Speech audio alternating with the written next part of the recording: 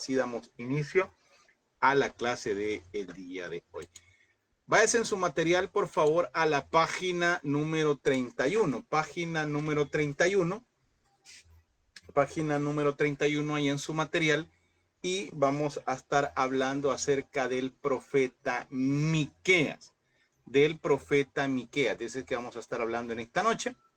Vámonos a la página 31 y vamos a estar hablando del profeta Miqueas. Ok. Tenga ahí su Biblia abierta y tenga ya pues listo el libro del profeta Miqueas, que es el que vamos a estar trabajando en esta noche.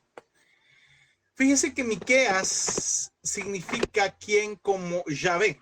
Quien como Yahvé. Ese es el significado del nombre del profeta Miqueas, que viene del hebreo Micayá, que significa quien como Jehová o quien como Yahvé. Miqueas presenta un mensaje firme de juicio y esperanza dirigido tanto al reino del norte, es decir, a Israel, como al reino del sur, es decir, Judá. Usted ya sabe la división del reino.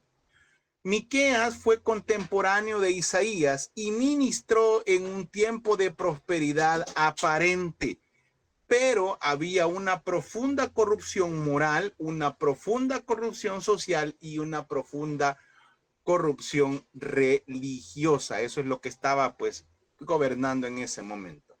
El contexto histórico pues lo sitúa en el siglo VIII aproximadamente, y la injusticia social era evidente. Los poderosos oprimían a los pobres, los líderes gobernaban con corrupción y los profetas hablaban por interés económico. Cualquier parecido en la actualidad es pura coincidencia.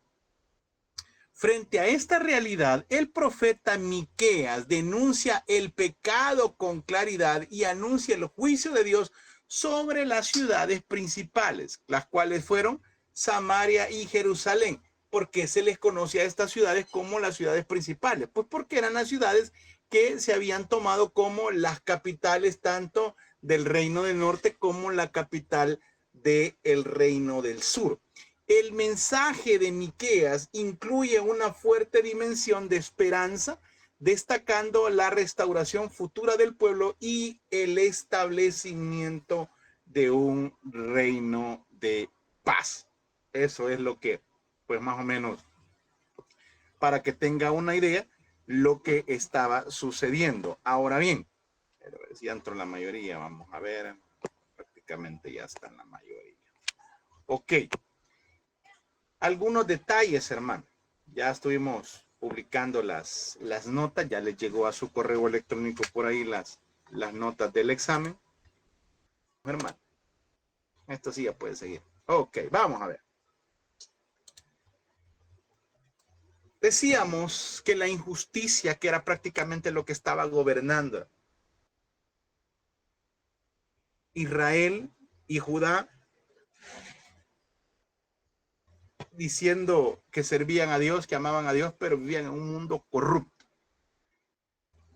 El mensaje de Miqueas trae esperanza, destaca la restauración futura del pueblo y establece un reino de paz. Ok, vamos con las generalidades, hermano. Nombre del libro, Miqueas. El autor, Miqueas de Moreset, Moreset, que era una aldea de Jerusalén. Les puse ese detalle porque fíjense que es bien interesante ver que el profeta era un aldeano. O sea, no era una persona estudiada, hermano. No era una persona, no era un sacerdote, no era un escriba, no era alguien que pasaba en el templo. No, fue alguien que Dios sacó de una aldea. Miqueas era un aldeano, pero Dios lo ocupó, porque Dios no tiene problemas con eso. Dios, cuando va a usar a alguien, hermano, Él no tiene problemas con eso. Él lo que quiere es una persona que esté dispuesta. Eso es lo que él. Una persona dispuesta, hermano, es mejor que una persona conocedora. Y eso es en todos los sentidos. Fíjese que a veces que nos han llevado compañeros nuevos, hermano, aquel que se la lleva de que se la sabe de todas, cuesta. Pero hay unos que dicen, ve, a mí me cuesta y enséñenme. Y les enseñamos y aprenden muy rápido. Ok, vamos con Dijimos, nombre del libro, Miqueas, el autor, Miqueas de Morese. El propósito del libro. El propósito del libro, alertar al pueblo de Dios sobre la cercanía del juicio y anunciar el perdón a quienes se arrepientan. Acuérdese que un arrepentimiento era una teshuvá, una vuelta a la palabra, a eso se refería. El tema, pues la compasión del Señor supera todo entendimiento. No había lógica para entender, hermano, que a pesar de que ser un pueblo tan malo, Dios los perdona. A pesar de ser un pueblo tan perverso, cuando se arrepentían, Dios los perdonaba. Y el destinatario, pues, ¿a quiénes iba dirigido? A Israel del norte y a Israel del sur. Israel y Judá. Hacia ellos iba dirigido eso que estamos viendo.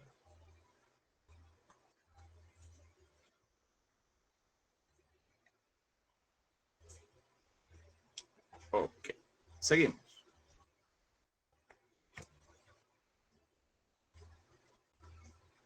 Copiamos eso, por favor. Alertar al pueblo de Dios sobre la cercanía del juicio y anunciar el perdón a quienes se arrepentían o se arrepienten. La compasión del Señor es el tema que supera todo entendimiento, y el destinatario, Israel del norte y el reino de Judá.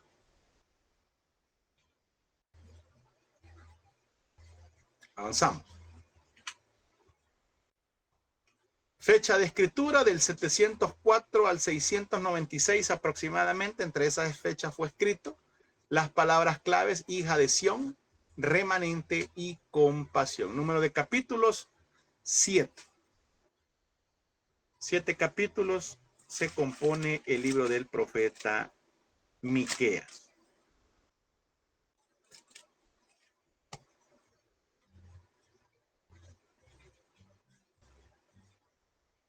Y fíjese que hay alabanza que sacan: me canta la hija de Sión.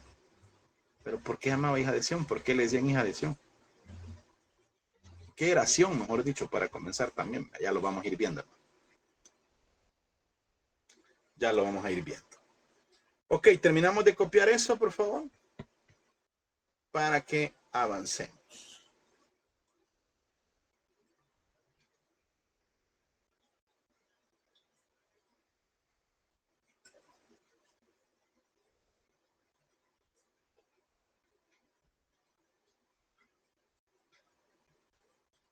Ok, copiamos eso, por favor. Y avanzamos. El libro del profeta Miqueas se puede dividir en 4 secciones. El libro del profeta Miqueas se puede dividir en 4 secciones. ¿Cuáles son esas 4 secciones? Juicio contra Samaria y Judá, eso lo encontramos del capítulo 1 al capítulo 2. Vamos a ver la condena de líderes y promesa de un reino futuro, eso lo vamos a ver del capítulo 3 al capítulo 5. El llamado al arrepentimiento en el capítulo 6 hasta el capítulo 7, verso 7, y del capítulo 7, versículo 8, hasta el 8:20, el capítulo 8 completo, vamos a hablar acerca de la esperanza, el perdón y la restauración final.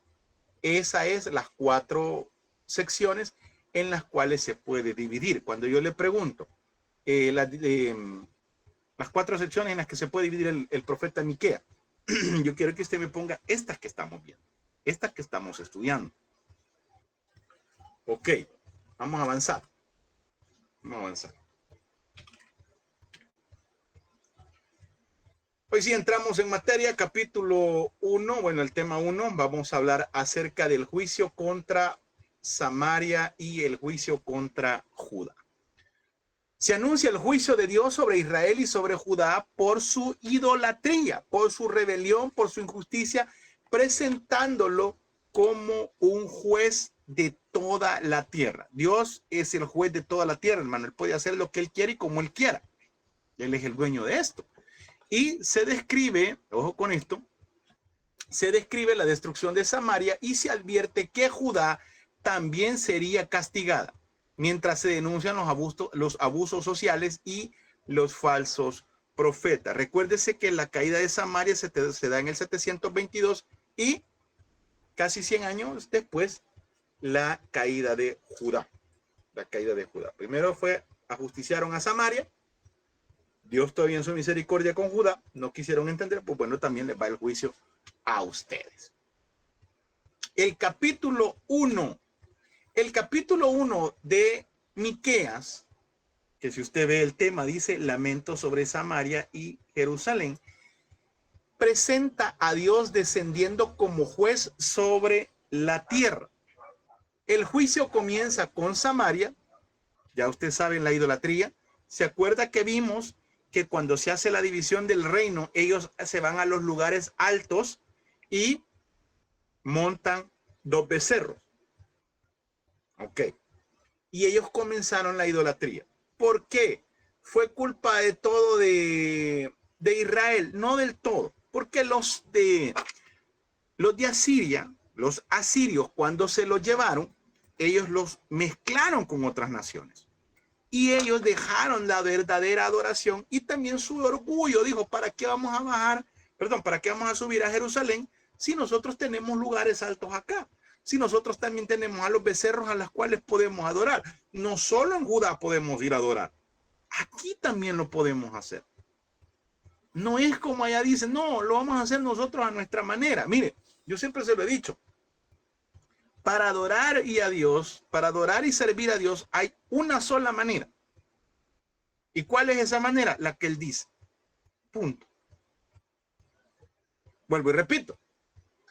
Para adorar, para servir a Dios, hay una sola manera. ¿Y cuál es esa manera? La que Él dice, la que Él establece en su palabra. No es como yo creo, no es como yo pienso, no es como yo digo, no es como yo quiero, sino es como Él dice. Esa es la forma de adorar, esa es la forma de servirle. Y eso es lo que a veces cuestiona a la gente, ¿ve? Cuando empezamos con la religiosidad, cuando empezamos a hablar, yo les digo, bueno, ¿y dónde dice eso? ¿Dónde está en la palabra? Porque todo argumento, hermano, debe de tener base bíblica, si no, no es doctrina, es un invento, es una regla que es válido en algunos lugares. Por ejemplo, hablemos de administración eclesiástica, administración de las iglesias. Cada iglesia tiene sus reglas, hermano, y es válido y respetable. Es válido y respetable. Ya le he dicho, si su iglesia en la que usted se congrega, el uniforme es verde y blanco, pues usted va a ir de verde y blanco, punto. Porque esas son las reglas de ahí. Y no nos vamos a poner, pero es que mire, la Biblia no dice de los uniformes. Pero es una regla de ahí, punto. Y nos vamos a someter a eso. Pero esos son reglamentos internos, no doctrinales, que es otra cosa muy distinta. A decir, no, hermano, es que para que usted no se vaya al infierno, debe dejar de usar arito y no se debe de pintar el pelo y no pintarse las uñas. Eso no lo dice la Biblia. Eso no lo dice la Biblia. Eso ya es doctrina, ya cambia, hermano. Ya no es un reglamento interno de la iglesia, sino una doctrina. Ahora bien, ojo con esto. Se describe la destrucción de las ciudades como consecuencia del pecado. El profeta expresa dolor personal por la ruina que había de venir. Dios no es indiferente al pecado. Su juicio es universal y visible. La idolatría no es solo religiosa, sino una corrupción total. El lamento de Miqueas muestra que el juicio no es frío, sino doloroso, incluso para el profeta.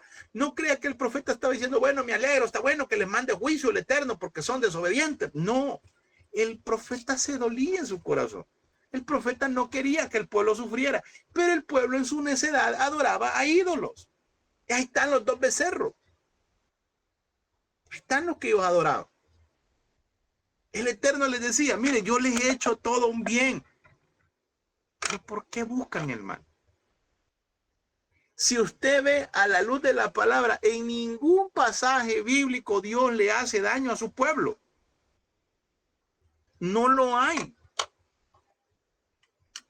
Y la gente dice, Dios es bien duro, mire, mandaba a que mataran a los niños y y que Dios es un Dios bélico y que Dios, como sacan ahí un montón de tonteras, hermano, en las redes sociales. Y que Dios es un Dios ególatra, un Dios paranoico, un Dios no sé qué, porque Él es celoso y Él dice que está en contra de los celos, pero Él es un Dios celoso. Sacan de contexto, hermano. Dice el Dios que se contradice porque dice que no matarás y mandaba a matar. Entonces Dios es un Dios malo. No. Él sigue siendo bueno, hermano. Él es bueno y sigue siendo bueno. Entonces la pregunta es ¿por qué lo hacía? Por amor. Por amor. ¿Cuántas veces se le advirtió y el pueblo no quiso entender? No quiso, no quiso. No fue que de entrada el pueblo se estaba portando bien, el pueblo hacía todo bien y a Dios se le ocurrió, ¡bling! Va, démosle, peguémosle. No, no actúa, Dios no actúa así, hermano. Dios no actúa así. Cuando nos estén pasando cosas en nuestras vidas, primero sentémonos y digamos, ¿por qué estoy donde estoy? ¿Por qué estoy así? ¿Es culpa de Dios o es culpa mía? Y ahí es donde nosotros ya cambia el panorama, ya no decimos que Dios es malo, sino que decimos en las consecuencias de mis actos. Y Dios me está enseñando. En su misericordia, Él me va a restaurar, en su misericordia me va a sacar de aquí. El pueblo de Israel no lo quiso entender. Ellos quisieron seguir adorando sus dioses, sus ídolos. Ahora bien, del capítulo 1, vamos a tratar de, exacto, un autoexamen personal. Mire, vamos a tratar de irlo viendo los 7 capítulos, pero yo les voy a dejar también que lo puedan leer, y esta es una tarea que queda para el domingo, hasta el domingo. Yo les voy a mandar ahora. ¿Qué van a hacer? Les voy a mandar un mapa de Israel en blanco y les voy a mandar una lista de ciudades que ustedes las deben de ubicar. Entonces, usted va a dibujar el mapa, lo va a colorear, lo va a poner bien bonito, le va a tomar una fotografía y me lo va a enviar. Este sí no lo vamos a aceptar de manera digital. ¿Por qué? Porque yo necesito que lo tenga en físico por los lugares que estamos mencionando. Entonces, yo le voy a mandar el mapa. Ese, si usted quiere, lo imprime y luego lo calca. Luego lo pone calcado ahí y va a ir ubicando los lugares que yo le voy a ir diciendo. Va a ir poniendo los lugares, por ejemplo, los ríos, el río Jordán, el Mar Muerto, el Mar de Galilea, Jerusalén, Samaria, Nazaret, todos esos lugares, hermano. Yo se los voy a ir poniendo y usted los va a ir ubicando ahí en el mapa. Lo va a colorear también, lo va a poner bien bonito. Ok, nos vamos a recordar allá cuando hacíamos mapitas allá en básica. Bueno, capítulo 1.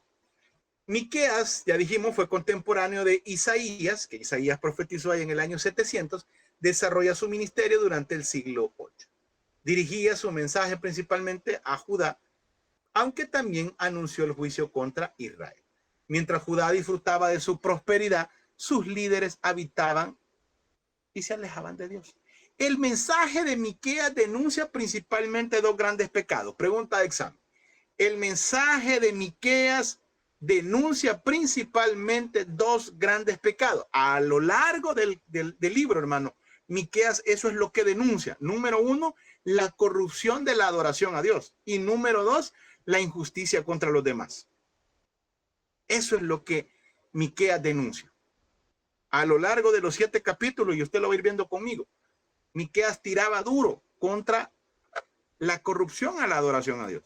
Decía que no es posible que haya idolatría. No es posible que se olviden de Dios. No es posible de que por más que Dios los esté bendiciendo, que Dios les ayude, se olviden de Dios. Y segundo, la injusticia contra los demás. La injusticia social. La injusticia contra los pobres, contra los necesitados, hermano. Mire, estos pecados habían contaminado tanto a las ciudades principales como a toda la nación. Se habían vuelto insensibles, hermano. Insensibles. insensibles. Veían ya como normal. Veían ya normal, hermano, el hecho de los líderes religiosos, hermano, con no preocupándose por su pueblo. Yo sé que el líder religioso no está en la obligación, hermano, porque no es la obligación de él. Por ponerle un ejemplo, hermano, llevar a las personas a su casa no es la obligación de él, porque la gente también se malacostumbra. Yo estoy en contra, hermano, y se lo digo abiertamente, yo estoy en contra que la iglesia ande jalando personas. Yo estoy en contra de eso. Porque se malacostumbran. Porque el día que ya no los van a traer, no van. No van. Eso es mi perspectiva. No le estoy diciendo que eso es bueno y que es malo. No, le estoy hablando mi postura. Yo estoy en contra. ¿Por qué? Porque la gente después, si no las van a traer, no van. Ah, los estuvimos esperando, hermano, y no vinieron. No, pues no viene el pastor, no voy. Pero para otras cosas sí se rebuscan para irlo. No se le puede dar del todo a la gente. Yo no estoy a favor de eso. Y de otras cosas también que no las voy a mencionar hoy. Pero, ¿sabe por qué, hermano? Porque entre más fácil se le da a todas las personas, menos esfuerzan. Menos se esfuerzan, hermano.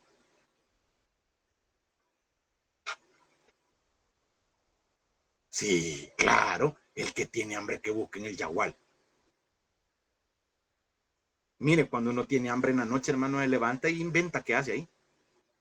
Si solo tiene tortilla y huevo, bueno, pica las tortillas, pica el huevo y bien rico es eso, hermano, en la noche. Y ya inventó. Si usted tiene hambre de Dios, usted va a ir. Usted va a ir. Y lo va a hacer. Ahora bien, viendo la idea. Un líder religioso, el pastor, no está en la obligación de andar trayendo y jalando gente. No está en la obligación. Pero, si en el camino al cual él va para su casa o X y motivo y ve a un hermano de la congregación y no darle ray,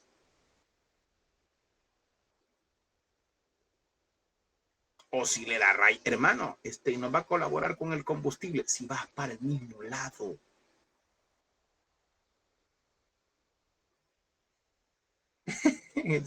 A la más pedir ahí a la hermana Fátima que le siga ampliando el diccionario, Will. Mire, si van para el mismo lado. Y vuelvo y repito, pues le digo, no es obligación, pastor, lo puede hacer, no puede hacer. Pero si en mí está poder ayudar, poder bendecir, poder dar, lo voy a hacer. Pero no es obligación. Ayudarle a los pobres, sí, ayúdele al pobre. Ayúdele, salga de su compromiso con Dios. Además, ya es cuestión de él. Ok, hermana Rosenda, la escuchamos. Dios le bendiga.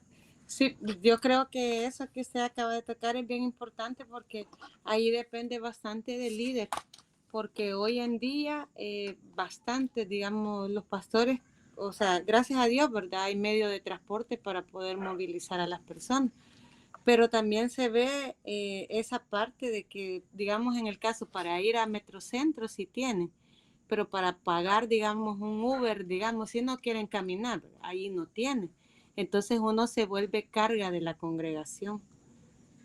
Y eso es bien tremendo. Y hoy, o sea, eso es el pan de cada día, ser carga para la congregación, ir a ver solo lo que puedo yo obtener de la congregación, pero yo no quiero dar nada para la congregación. Y esa es falta de la enseñanza del líder, pues porque quizás se ha acostumbrado de esa manera.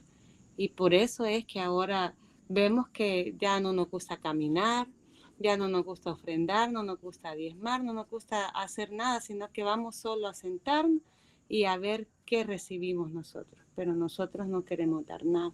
Entonces, eso es bien tremendo y para aquellos que están ministrando, pues O sea, la palabra de Dios es bien clara, ¿verdad? Y se debe de tomar muy en cuenta porque así como a veces uno en el hogar, ¿verdad? Hace inútil a veces a los hijos porque todo les da, así también se hace inútiles a los hermanos dentro de la congregación. Solo eso, pastor. Y el día que ya no den, ya no van a ir. Se van a ir a otro lado donde le den. Eso va a pasar. Eso va a pasar, hermano. Eso va a pasar. Mire,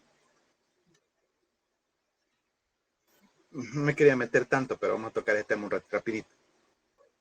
El problema es que se va a volver algo que ya no va a poder ser sostenible.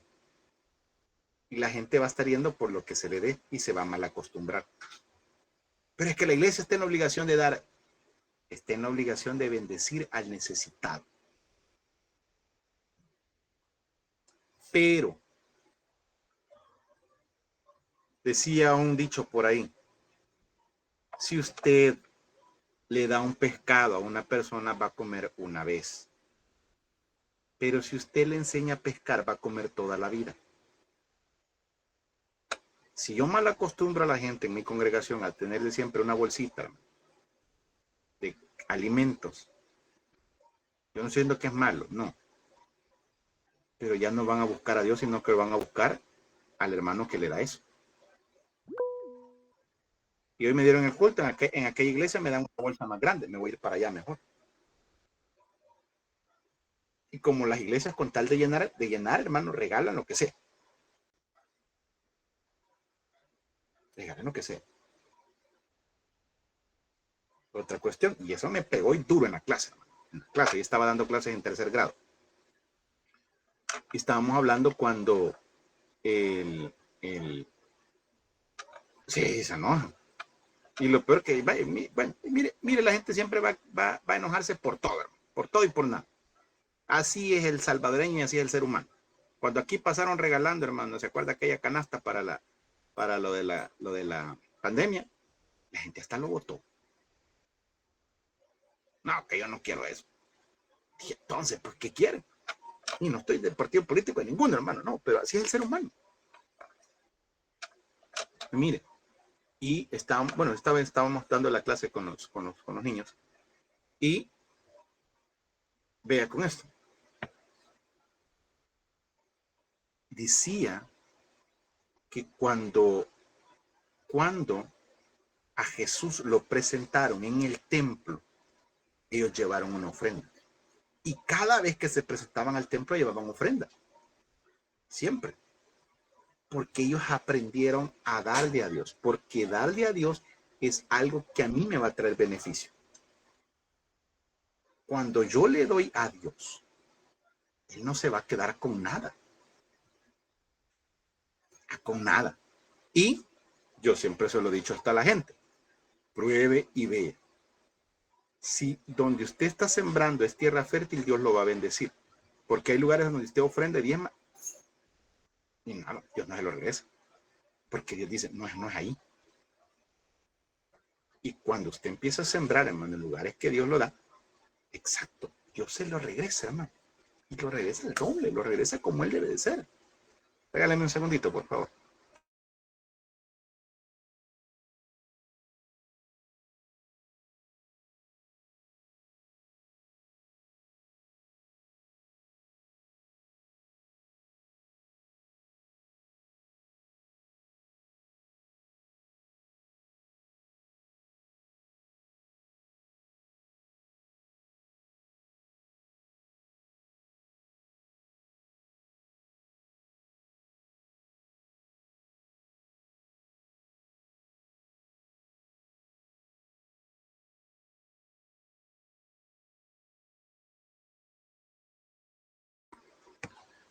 Ok, estamos de regreso. Vea, Miqueas anuncia el juicio de Dios sobre Samaria y sobre Jerusalén por su pecado.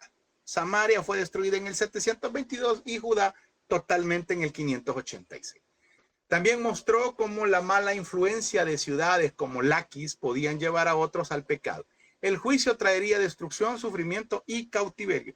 Laquis, hermano, era una ciudad de guerreros, perdón, pero también en una ciudad, fue la primera ciudad que se empezó a volver idólatra, de los pioneros de la idolatría. Entonces les dice, hey, así como Laki se contaminó, están empezándose a contaminar los demás. Y amado hermano, mire, para contaminarnos somos tan fáciles, tan fáciles. En casa es tan fácil la contaminación, hermano. Es fácil, mire. Y como lo bueno cuesta hacerlo, pero lo malo rapidito. Lo malo rapidito. Leer la Biblia en casa cuesta. Dejarla de leer es lo más fácil. Es lo más fácil.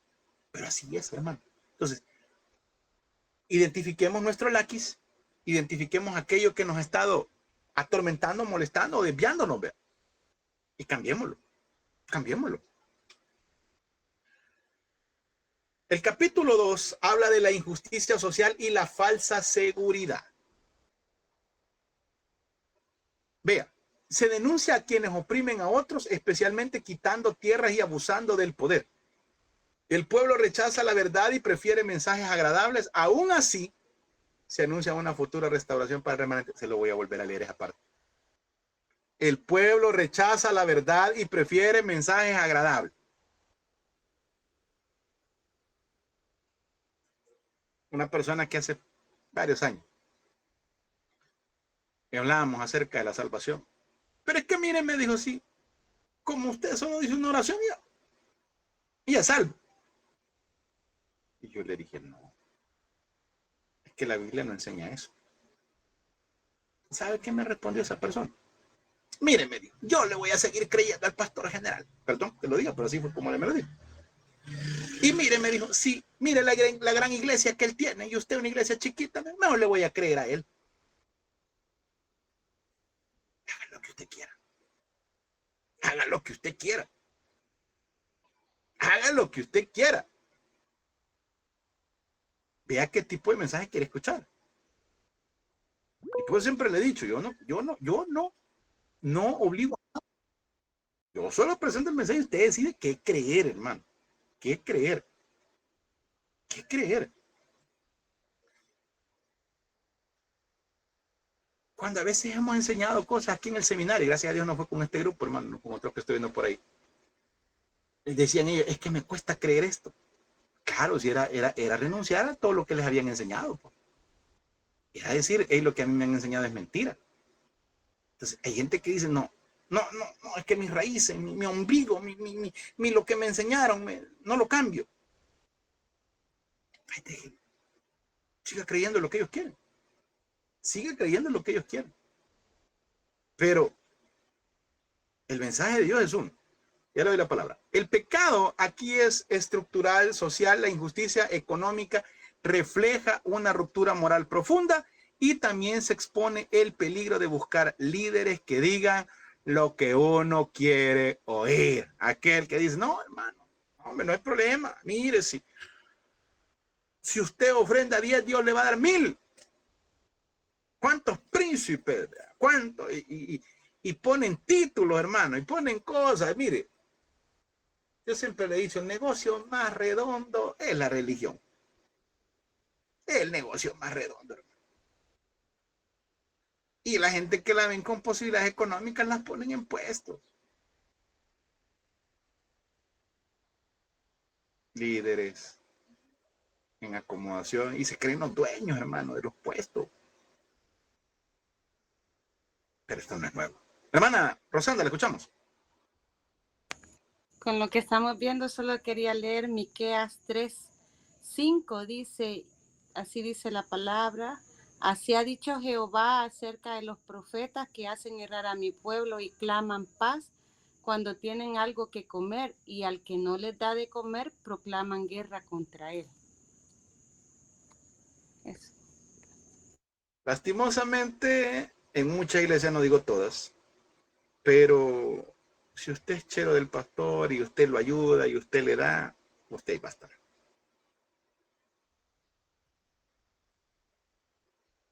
Un día me dijo alguien algo. Al principio me molestó, yo dije, ay, pero después lo analicé y dije, tiene razón.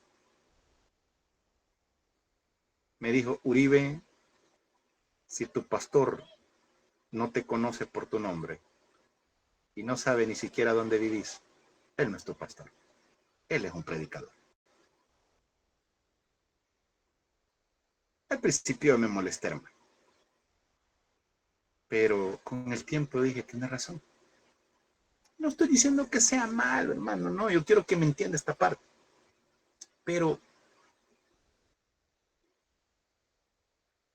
¿quién nos está liderando? ¿A quiénes estamos escuchando? ¿Qué nos están enseñando? Y yo no le estoy diciendo que no todo lo que yo escucho me conocen, ¿va? Por ejemplo, yo escucho al pastor Cash, sermones antiguos más que todo. No me conocen. Yo escucho al pastor Gebel, menos. Escucho al pastor Alducin. Escucho varios que no son ni de aquí, hermano. No me conocen. Pero sé lo que escucho. Y sé los pastores que tengo a mi alrededor también, que yo puedo contar con ellos y decirles, mira, estoy en esta situación, o ayúdame con esto, o comentarle alguna parte espiritual. Pero no.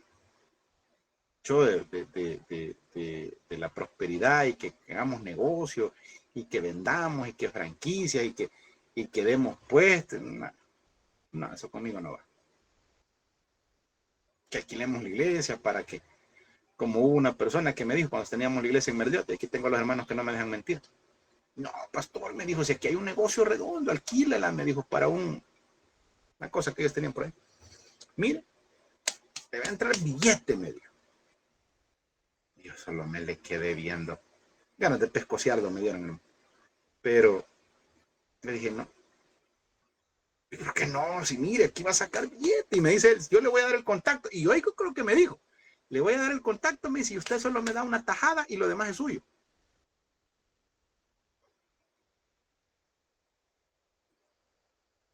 Predicador de los de manga larga, que se abotonan hasta aquí. Yo lo me quedé. Nosotros no somos negocios. Eso sí, nosotros no somos negocios. Capítulo 2. Miqueas condena a quienes utilizaban su posición y poder para aprovecharse de los demás. Cuando yo escucho, hermano, veo a los pastores y aprovecharse de las congregaciones, de la gente, hermano, de verdad que me da, no sé. Y qué duro es ver, hermano, que aquel hermanito que no tiene nada que quizás darle al pastor no entra en el círculo de amigos de él. No entra en el círculo de amigos de él.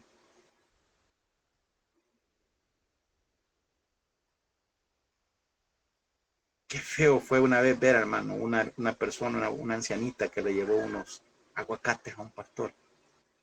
Y él hipócritamente se los recibió y después se los regaló a otra persona. Y no se los regaló porque era buena gente, se los regaló porque dijo, no voy a hacer que me hagan daño.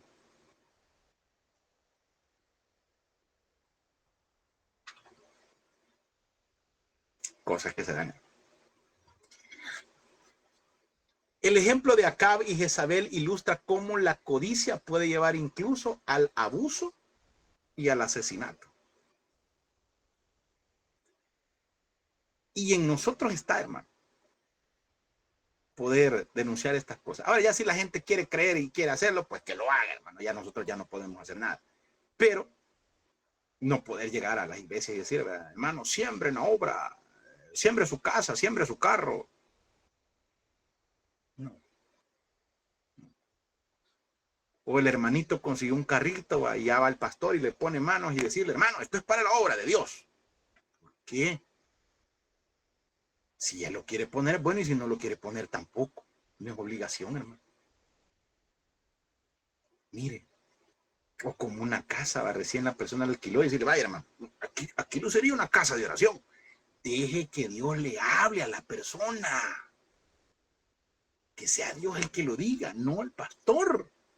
Mire, el profeta también denuncia a quienes planeaban hacer el mal deliberadamente. Sus pensamientos codiciosos y egoístas terminaban convirtiéndose en acciones injustas. Esto enseña que el pecado comienza muchas veces en el corazón y en los pensamientos antes de manifestarse en la conducta. Aunque el mensaje de Miqueas era severo, Dios no buscaba destruir al pueblo, sino corregirlo y conducirlo nuevamente al camino. Lo que le estaba diciendo en su momento, Dios no es malo, hermano. Si es que Dios no se alegra en castigar al pueblo, no. Él lo que quiere es corregirlo, conducirlo por el camino. Por eso el creyente debe estar dispuesto a escuchar incluso aquellos mensajes de Dios que resultan a veces hasta difícil de tragar, de que decir, ay, me molesta lo que estoy viendo, pero escuchemos, hermano, algo bueno vamos a sacar. Miqueas también denuncia a los falsos profetas, quienes decían al pueblo lo que querían escuchar y evitaban confrontar su pecado. En contraste, un verdadero mensajero de Dios debe de proclamar la verdad, aunque esto no sea popular y agradable. Ahora, ojo con esto. Siempre se lo he dicho. No debemos de ofender en las predicaciones. Predicar y predicar la palabra, sin ofender, sin tirar. Predicar.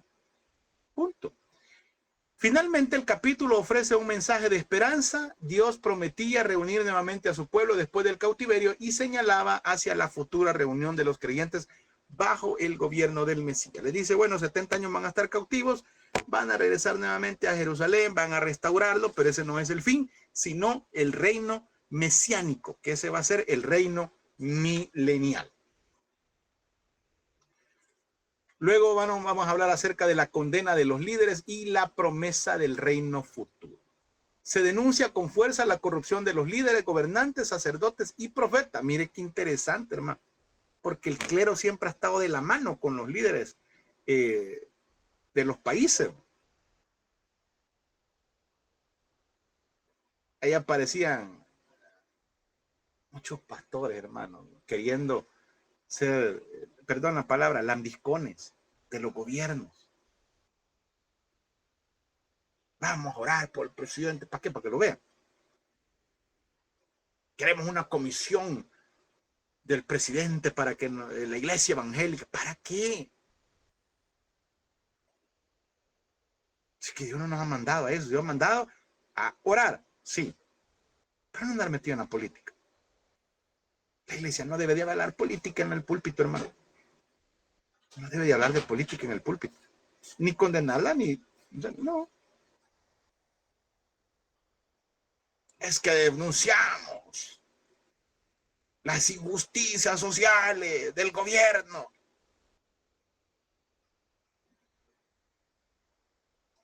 Mejor eduquemos al pueblo, hermano. Porque un pueblo que depende de Dios no necesita de ningún político. Ellos oprimían al pueblo y actuaban con injusticia. A causa de esto se anuncia el juicio de Dios, incluyendo la destrucción de Jerusalén. Y el que el profeta les decía, no, déjenlo tranquilo, ¿no? A ellos. Les decía al pueblo, tranquilo, Dios va a justiciar a los líderes. Y denunciaba a los líderes. Ustedes están haciendo esto, ustedes están haciendo lo otro. La corrupción de los líderes. Capítulo 3. Habla acerca, dice, acusación contra los dirigentes de Israel. Eso dice el capítulo 3. Se condena a los gobernantes, a los jueces y a los profetas corruptos que explotan al pueblo, lideran por intereses personales y distorsionan la justicia. Como consecuencia, Jerusalén iba a ser destruida, man. El liderazgo corrupto tiene impacto devastador. La responsabilidad es mayor para quienes guían. Ojo con esto. La responsabilidad es mayor para los que guían. Y la religión se convierte en un instrumento de manipulación cuando se pierde la integridad. ¿Se puede manipular? Claro que sí. Si yo le dije, si es el negocio más redondo que puede haber la religión. Negociazo redondo, hermano. Negociazo redondo la religión. Dáleme un segundo.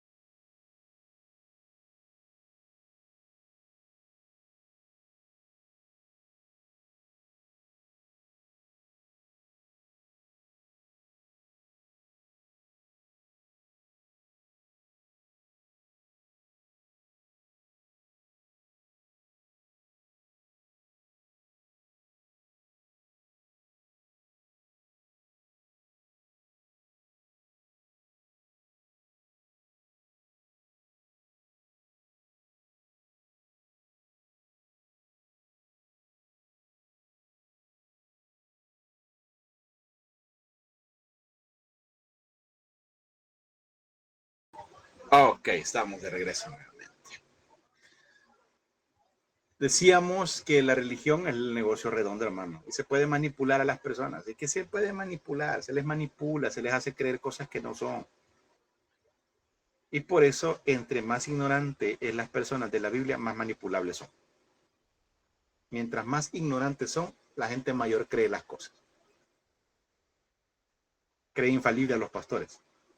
Cree que lo que los pastores dicen es la verdad absoluta. No es cierto, hermano. La verdad absoluta es lo que la palabra de Dios dice. Esa es la verdad absoluta. Ok, seguimos.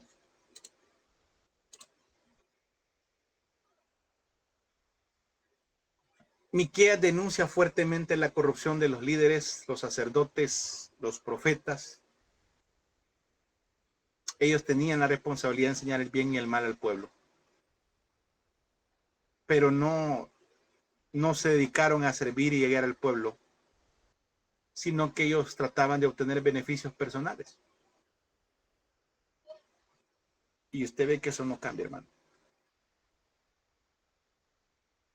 Vamos a llegar a orar, hermano, donde la hermana fulana, porque ella nos tiene siempre gallinita asada. Qué feo es llegar, hermano. Y quiero ver, hermano, y ya tiene gallinas. Sí, bonita, hermano. Así vergüenza, hombre.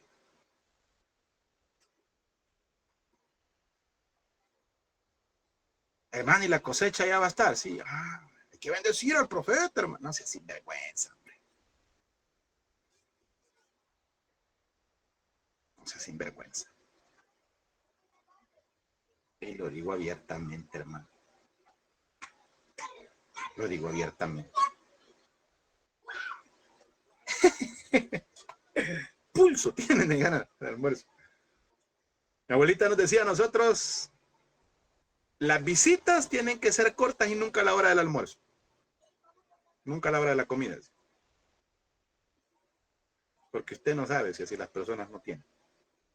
Nos educaban a nosotros que las visitas eran después de las 2 de la tarde o antes de las 10:30, 11 de la mañana.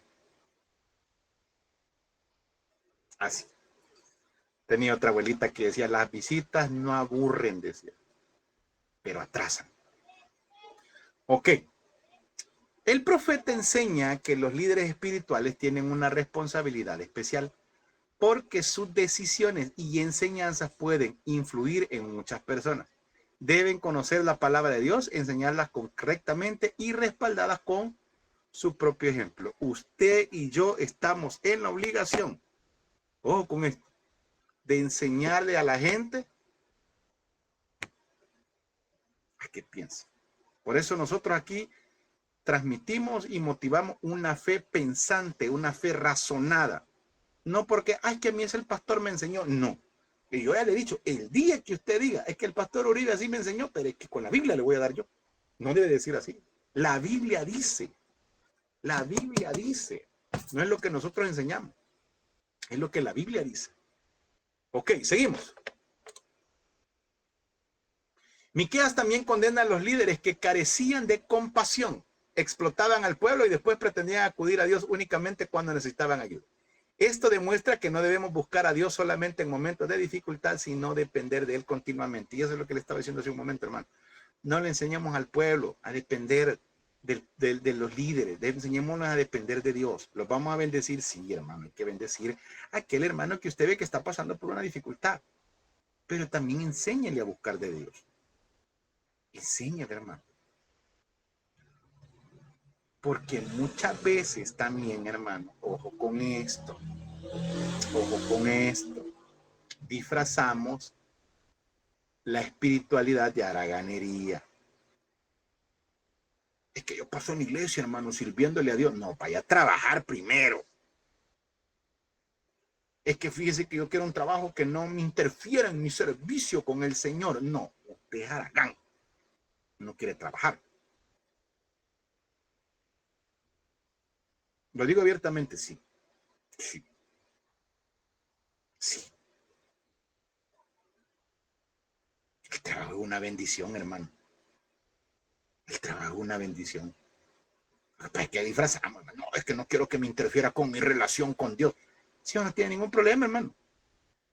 Tiene ningún problema. Ningún problema. Lo que pasa es que mucha gente lo que no le gusta es trabajar. No es que yo le trabajo al Señor.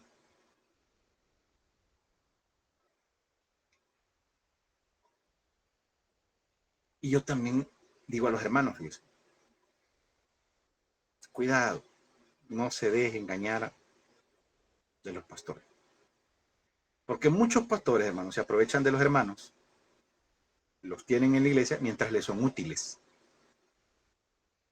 Mientras les están pintando la iglesia y no les cobran nada, mientras los tienen ahí, ¿ve? Claro, para él es beneficio, se ahorra un sueldo. Y le hace creer al hermano que le está sirviendo a Dios.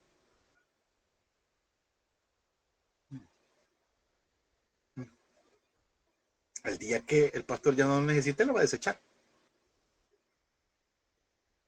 Así de sencillo, hermano. Entonces, ojo con esto. Viene el Miqueas y el profeta, los falsos profetas los reprende porque adaptaban sus mensajes a los beneficios que ellos recibían. Si usted ve que hay pastores que tienen miembros de su iglesia que están en adulterio, pero son los que más diezman y ofrendan, no va a tocar ese tema. No va a hablar de eso. Si son los hermanos que más diezman y ofrendan, pero sus hijos andan en la playa haciendo y deshaciendo, no va a tocar el tema de la sujeción de los hijos. No lo va a hablar. ¿Por qué? Porque no le conviene. Pero cuando su vientre, como me dijo una vez un maestro a mí, vos hablas así porque tu vientre no depende de ninguna organización. Amén, no dependo de ellos. No dependo de ellos. Porque en los seminarios, no, eso no le enseño. Lo van a despedir. ¿Por qué? No, es que hay que enseñar lo que a ellos les gusta. Varias veces me dijeron a mí como alumno, no, eso no lo pregunte. O varios maestros me dijeron, eso te lo voy a responder allá afuera. ¿Por qué? Es que si lo digo aquí adentro me despiden. Así. Así como lo oigo. Miqueas permaneció fiel a su llamado y proclamó la verdad. Él reconoció que su autoridad y poder provenían del Espíritu de Dios, principio que también aplica al creyente que desea servir y testificar eficazmente. Mi llamado, la autoridad, usted así diga, mi llamado y mi autoridad vienen de Dios, no de los hombres. Su llamado viene de Dios. El seminario bíblico Esdras no da llamados. Por eso usted no ve que nosotros no decimos seminario de pastores. No, porque no todos van a ser pastores aquí. No a todos Dios los va a llamar como pastor. Los graduamos de pastores. No, nosotros no graduamos pastores. Graduamos teólogos. Graduamos diplomado en teología, pero no pastores. Porque el pastorado es un llamado de parte de Dios. No es que lo da un seminario, un colegio, no lo da eso. Eso lo da Dios. Y cualquier otro servicio, hermano, no solo el pastorado. Mire qué interesante esto. Una de las denuncias más fuertes es contra quienes convertían el ministerio a un medio de enriquecimiento personal.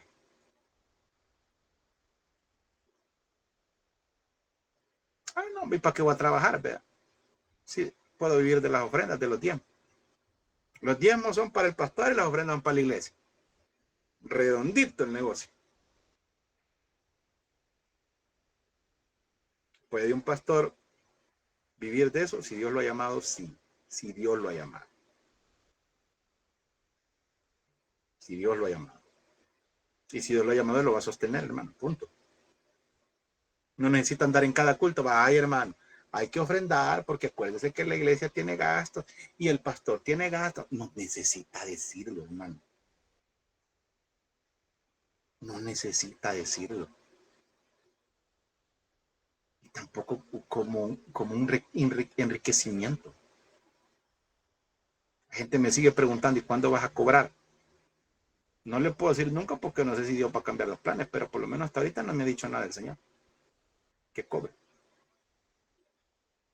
Pero mira, y hay mucha gente que puede pagarlo. Sí, yo sé. Yo sé. Yo sé que hay mucha gente que puede pagar un seminario. Y hay gente que está aquí y que está pagando un seminario. Nosotros no nos cobran. Pastor, ¿y no se siente mal por eso? No. No, mi trato es con Dios. Si ellos quieren bendecir, gloria a Dios. Si no, gloria a Dios también. No vamos a cobrar un 5 nunca. Y tampoco le vamos a decir, hermano, mire una ofrendita, por favor, por lo que usted está recibiendo, hermano, dele una ofrenda al pastor. No. No.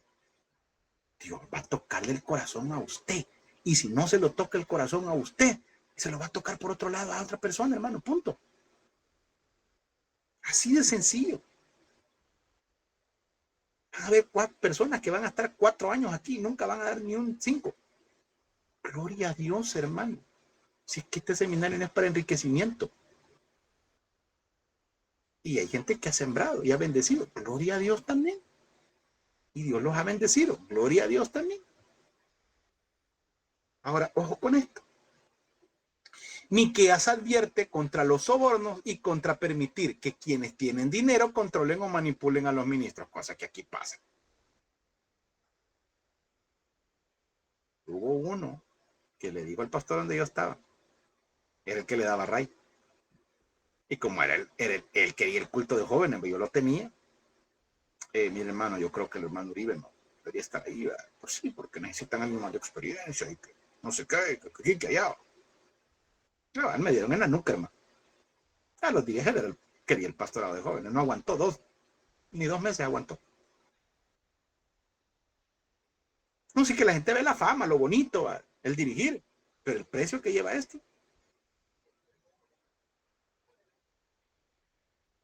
Pregúntale a los que están ahorita de aspirantes a docentes, que sí es fácil dar clase. Pregúntale.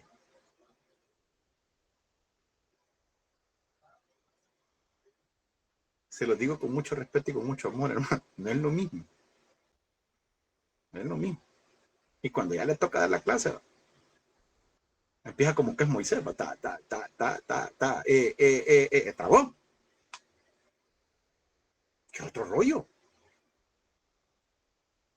Otro rollo, hermano. Mire, el ministerio debe de estar motivado por el servicio y la obediencia a Dios, no por intereses económicos. ¿Qué culpa tiene Moisés? Acordé de él, hermano. Es que él decía que él era tartajo. Él así decía, era mentira, hermanos. Moisés no era tartajo, si no, no hubiera sido el futuro faraón. Él fue una excusa que él puso. Ahora, finalmente Miqueas anuncia el juicio sobre Jerusalén que sería destruida en el 586 por los babilonios. Aunque los líderes tenían una gran responsabilidad, el pueblo tampoco era inocente porque permitió que la corrupción continuara sin buscar verdaderamente a Dios ni exigir justicia. Hechor y consentidor tienen la misma paga. Hechor y consentidor tienen la misma paga. Si yo veo que algo no está bueno, si yo me quedo y sigo ahí, yo soy consentidor. Ah, no, es que yo retengo lo bueno y dejo lo malo. Hechor y consentidor tienen la misma paga.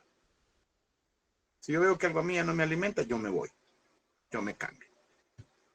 Yo digo, no, ya no me estoy alimentando, me voy.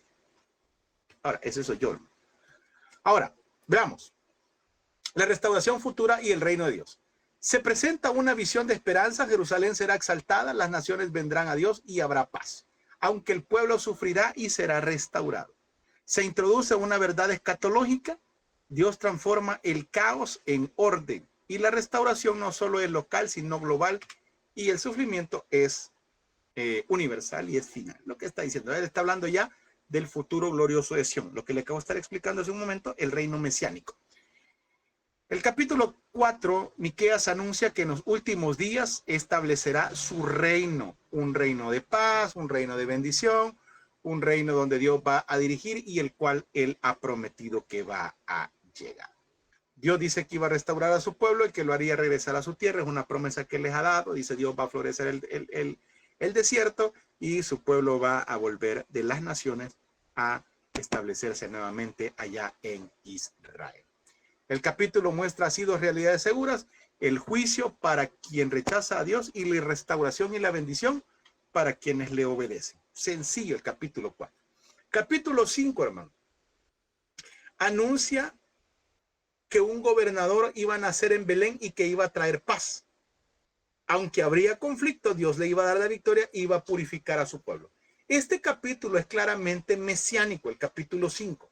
El poder de Dios se manifiesta en lo humilde y la paz no es ausencia de conflicto, sino el resultado de un gobierno divino. Vaya conmigo, por favor, a Miqueas, capítulo 5, verso 2. Este es un versículo muy interesante y muy importante que usted y yo lo conozcamos.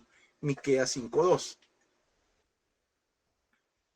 Miqueas 5:2. Pero tú, Belén Efrata, pequeña para estar entre las familias de Judá, de ti me saldrá el que será Señor en Israel, y sus salidas son desde el principio, desde los días de la eternidad. ¿De qué está hablando ahí? Si usted ve el capítulo 5, todo el contexto, está hablando del reinado del libertador. Y nos dice claramente que iba a salir de Belén Efrata, porque había otro Belén, allá por la zona de Israel del norte. Pero les dice Belén Efrata, la que está en Judá. De ahí me va a salir el libertador. De ahí me va a salir el que va a gobernar. Y sus salidas son desde el principio de la eternidad. Él es un ser eterno el que viene. Ahora, Miqueas contrasta la grandeza y el poder de Jerusalén con la humildad de Belén. Bien tremendo, porque Jerusalén, pomposo, hermano, estaba su templo, estaba la adoración, era el lugar de la presencia de Dios.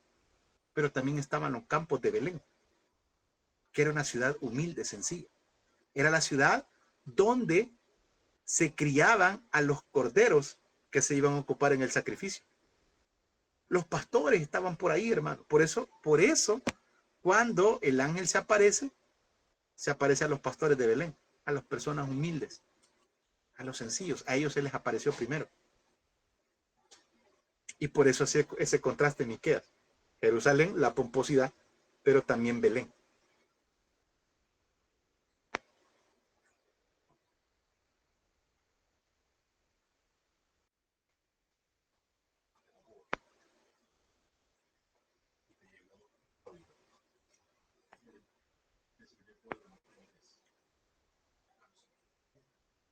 Okay, seguimos. Vea. La profecía señala claramente al Mesías Jesucristo, quien nacería en Belén y sería el rey eterno descendiente de David.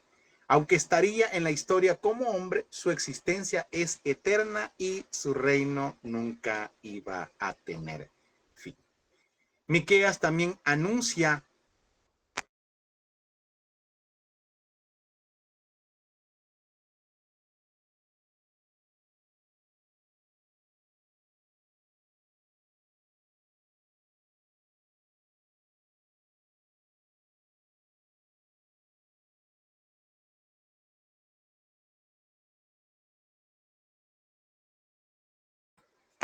Ok, seguimos. Miqueas también anunciaba que el Mesías iba a levantar líderes justos y fuertes para enfrentar el mal y proteger a su pueblo. Esto representa un contraste entre los gobernantes corruptos. Vea qué interesante. Una de las declaraciones centrales del capítulo es: Él iba a ser nuestra paz. Cristo trae paz con Dios desde la primera venida y en su segunda venida establecerá una paz completa y definitiva, poniendo fin a las guerras y al poder de las naciones que se oponen a Dios. Finalmente, Miqueas enseña que cuando Dios establezca plenamente su reino, la seguridad del pueblo no dependerá de armas, ejércitos ni poder militar, sino del poder de Dios. Y por eso nuestra confianza debe estar puesta en Él y no en los recursos humanos. Ya pues casi para ir finalizando, hermanos, vamos a hablar acerca del llamado al arrepentimiento verdadero. Se presenta un llamado de Dios a su pueblo en forma de juicio, donde expone su ingratitud e infidelidad. El pueblo era ingrato, hermano, un pueblo infiel. Se denuncia la injusticia, la corrupción, la falta de integridad en la vida social y en la religiosa. Por eso le decía a un principio, prácticamente los 7 capítulos habla acerca de la injusticia social y de la falsa religiosidad. En eso se centra todo lo que es el libro del profeta Miqueas. Viene la acusación divina y también habla acerca de la verdadera religión. Dios presenta un caso contra su pueblo recordando su fidelidad y ojo con esto, el pueblo responde con ideas rituales, pero Dios declara que lo que quiere es justicia, misericordia y humildad. Yo le puedo preguntar, el capítulo 6 Dios dice que quiere 3 cosas, ¿cuáles son? Justicia, misericordia y humildad. Y eso no ha cambiado hasta ahorita, son las cosas que Dios quiere, justicia, misericordia y humildad.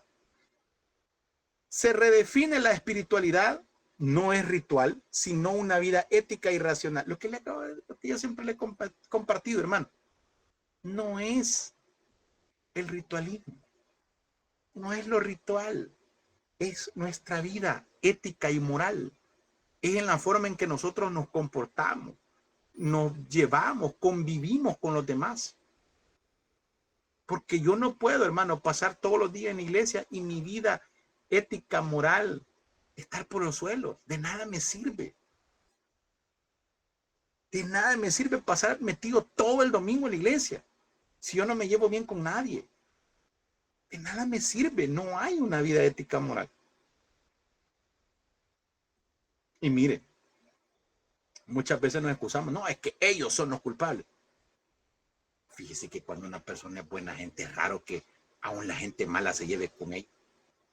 Dice la misma palabra de Dios que cuando los caminos del hombre son agradables, aún a sus enemigos hace estar en paz con él. Lo que pasa es que nosotros somos también un poco pedrada para contestar, somos un poco con la espada desenvainada. Nos dicen algo y nos calentamos también, vea. Ya respondemos pesado. No, es que mire, yo digo las cosas como son. No, pues sí, podemos decirlas, pero con ética, sin dañar a nadie. Somos hijos del trueno, cabal, no, si ahí nos volvemos Pedro, pero porque le queremos volar la cabeza al cristiano ahí. Entonces, ojo con esto, hermano. ¿Cómo respondemos? Es que él me salió pesado. Pues la blanda respuesta aplaca la ira. Si yo le salgo pesado y él me sale pesado, vamos a echar chispa a los dos.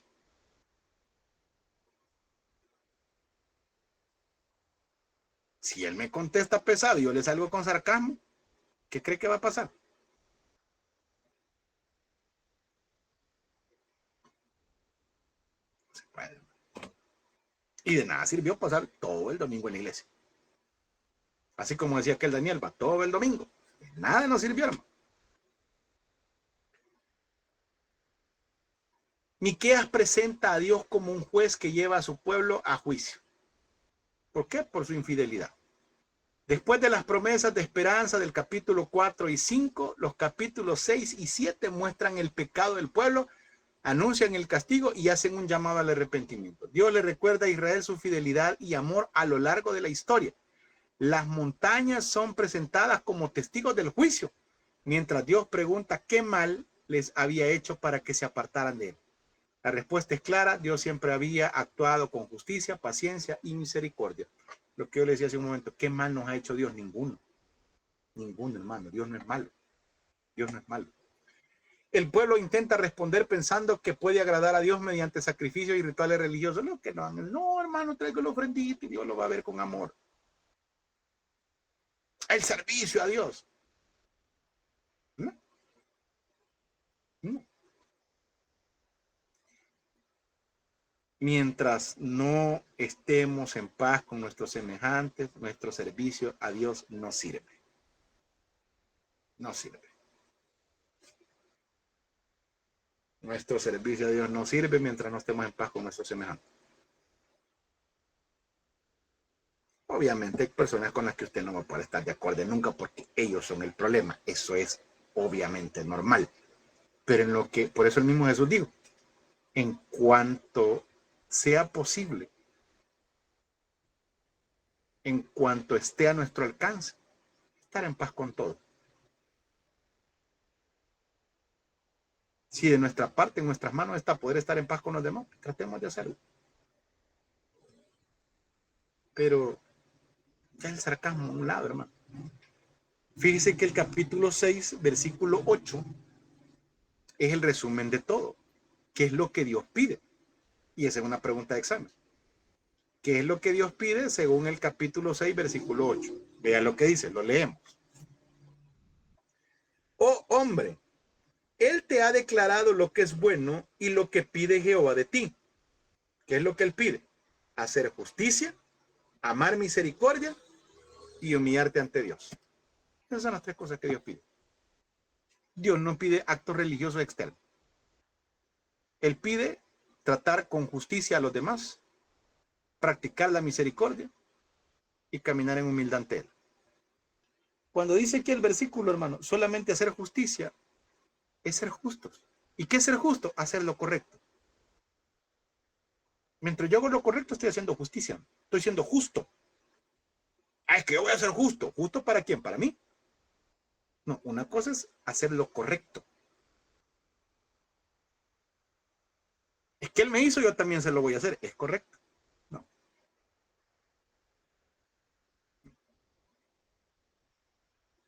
Practicar misericordia. ¿Y qué misericordia? Ayudarle a alguien que no se lo merezca. Y por último, caminar con Dios. En humildad ante Dios. Que quien me ve es Dios. Le abro mi corazón. Fíjese que hace poco pasó algo. Unos chicos que me dijeron a unas personas por ahí. Y yo iba a hacer un comentario que no era en el lugar, ¿verdad? Que qué triste es que bendigan a otras personas y no los jefes. Pero dije yo, no es a mí quien me toca ser juez. Me mordí la lengua y no dije nada. Porque yo dije, al final Dios va a bendecir a los chicos. Él los va a bendecir. A veces nosotros decimos comentarios, ¿verdad? Sí, que él o ella hace las cosas, ¿verdad? Dígelo. Dios se va a encargar, hermano, de bendecir a la persona. No necesitamos nosotros agregar, ni quitar, ni poner. No necesitamos ni agregar, ni quitar, ni poner. Dios se va a encargar. No, es que yo porque defiendo a la persona. Ay, dígelo.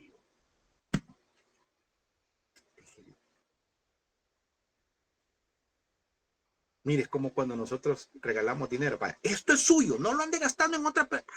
No, no se lo dé. Si usted lo está regalando, él puede hacer con lo que él quiera con ese dinero. Porque es el conflicto a veces que le damos con la mamá. Mamá, esto es suyo, no lo ande gastando en aquel que no trabaja, que no sé qué. Ay, déjelo. Si no, mejor no se lo dé. No, es que este dinerito es suyo, mire. Dígelo, que ella, para eso se lo está regalando usted a esa persona, para que esa persona pueda hacer lo que le venga en gana y lo que le dé su regalada gana. ¿Qué pisto de él? Si no, mejor no se lo dé. No, yo mejor le voy a dar víveres para que... Ya hay un resentimiento en nuestro corazón. No, no lo haga.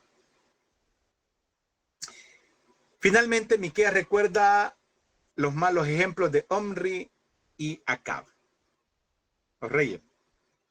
Reyes que condujeron a Israel hacia la idolatría, hacia la maldad, y el pueblo había seguido sus caminos y por ellos el juicio de Dios era inevitable.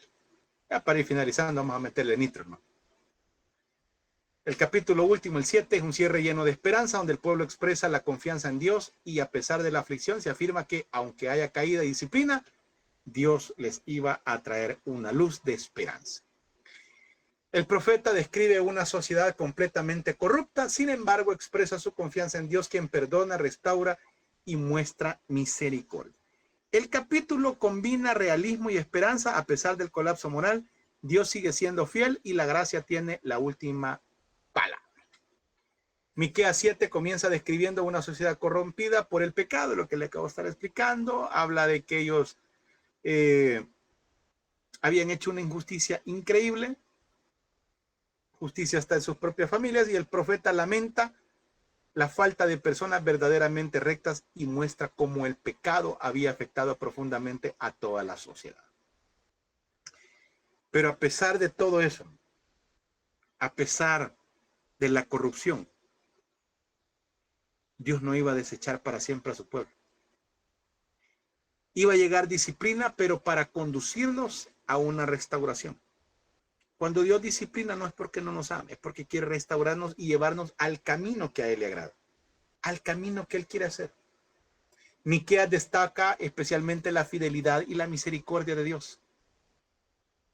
Dios no perdona de mala gana, no como a veces que nos atrapa, pues ya estuvo, ya te perdoné, vea. No. Él perdona y da misericordia a aquellos que se arrepienten, que lo buscan. El capítulo termina recordando que Dios cumple sus promesas y permanece fiel a su pueblo. Por eso, aún en medio de una sociedad injusta y corrupta, el creyente debe de vivir de manera diferente, practicando justicia, mostrando misericordia y caminando en humildad con Dios. Mis amados hermanos, hemos finalizado cabal a las 8:30, ni un minuto más, ni un minuto menos. Nos vamos a quedar hasta acá en esta noche.